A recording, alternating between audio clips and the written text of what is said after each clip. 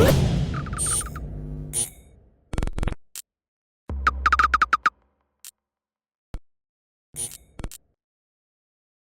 is Andy Purewal for Boxing Social in association with Betfred, and I'm delighted to be joined by Victor Morales Jr. over Zoom. Victor, how are you?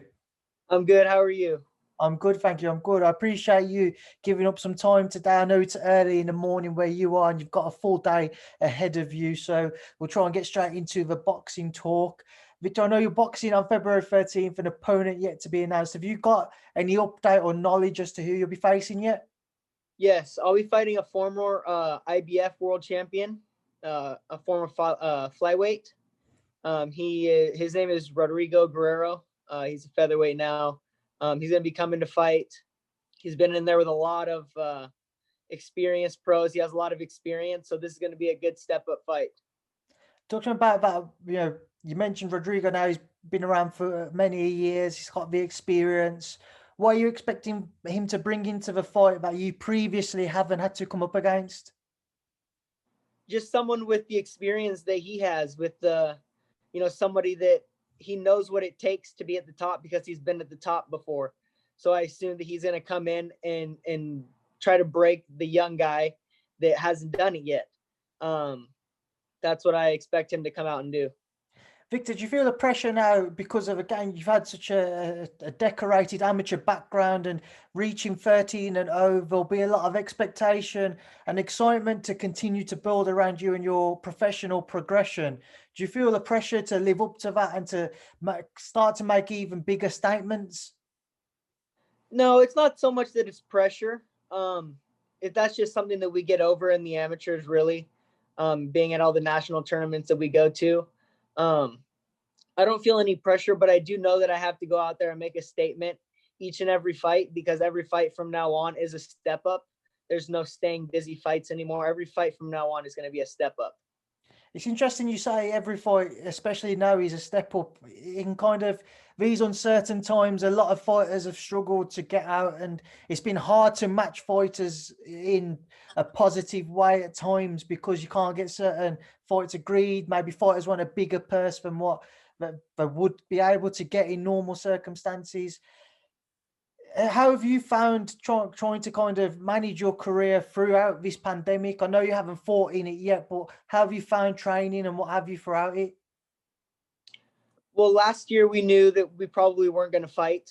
So I took that time off to just kind of mentally reset the mind, knowing that coming back into 2021, that we were going to be fighting right off the bat, right at the beginning of the year, which is what is happening. So I took some mental break off just a little bit, stayed in the gym, but spent a lot of weekends as a family, just enjoying the time that we have together, because I knew this year wasn't going to be the same. But we're going to go out there and we're going to do what we've been preparing to do.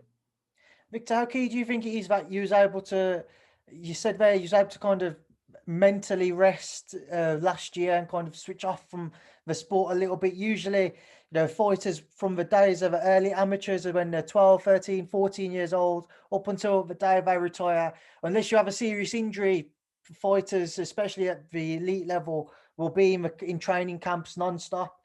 For you to be able to take a year out, how much of a benefit do you feel that will be for you in the longevity of your career? It's definitely going to help out. I wish that I would have been able to fight last year. Absolutely. And I'm not saying that I wasn't in the gym, because we were in the gym every day. But we did take those times off that we could, when we could. It's definitely going to help, and it helped me mentally and physically. And, I feel like I've matured more in the ring over, since my last fight. I've taken the time to kind of mature and just rest the mind that I haven't been able to do. And we're right back on it. We go and we'll train all week, and then we'll spend the weekend off. And that's just pretty much what we did.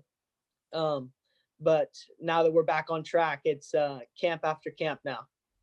Victory next week, Victor. How does it kind of set up the rest and the remainder of 2021 for yourself? You say that again? Victory next week for yourself. What happens with the rest of 2021 for you? What kind of plans do you have in place? Well, 2020 was supposed to be the year that I make a statement and I come out and really do that. And since I lost that year is now this year. So after this win, we're gonna go out, we're gonna get right back into camp, and we're gonna fight as many times and make as many big statements as we can going into 2021. I know we've just spoken about the benefits of being able to kind of switch off mentally last year because you never had to fight. But at the same time, going into this year, you said you want to fight as much as possible. You want to make statements. Do you feel like you're also kind of a catch-22 situation where you're making up for lost time rather from last year? I'm still young, so there's really no lost time. There's really no lost time. I'm young, I'm healthy. So I'm really not worried about that lost time at all. Stepping in with a former world champion, as you said, next week, a victory, what kind of statement does that make in your eyes?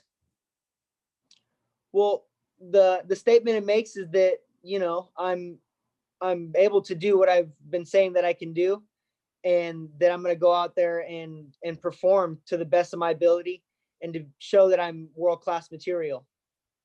How far off would you say, in your opinion, you are from venturing into that world level to challenge for a world title? For a world title, we're probably about 2 years out. This year and next year are going to make or break the career, and we're going to go out there and give it the biggest shot we have. It's interesting and a little refreshing to hear you say these next 2 years may make or break your career, because even though a loss isn't necessarily the end of the world, what makes you kind of take that mindset on? Well, because we're asking for, after these wins, I mean, I want to start fighting prospects and contenders. I want to go out and prove that I, not only to everybody else, but to myself, that we're ready to do this, and we've been ready to do this since, you know, we turned pro. At 126, there's some brilliant fights there, and you've got some brilliant champions. You've got Josh Warrington, he has recently vacated his belt, Kanju, Gary Russell Jr. Everybody's kind of slipping my mind now, but there's some brilliant fights there. What do you make of the world scene at 126? It's, you know, between 126 and 130, I think those are, in 135, there's some really good champions right there. It seems like a lot of the bigger champions are now moving up to, you know, from 126. But there's still never at there. There's still a bunch of world-class fighters at 126, and I'm excited to be in the ring with them at some point.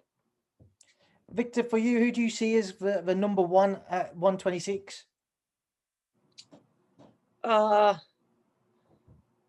I'm not really sure. I mean, I could say a bunch of different people, but this is boxing and things change every day.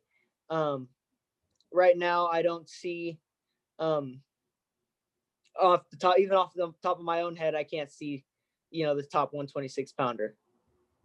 All right, Victor, we'll leave it there now. I'll leave you to enjoy the rest of your day, but I'll leave a final word to yourself for everybody who's going to tune in to watch you next week, and for everybody who will continue to follow your career and the new fans you will pick up along the way. What would you like to say to them? The February 26th on DAZN, I'll be fighting the show and showing who I am and making a big statement. It's going to be very exciting, and thank you guys for following. Victor, it's been a pleasure to catch up with you. I'll speak to you again soon. Thanks, Speed to Boxing Social. Alrighty, thank you.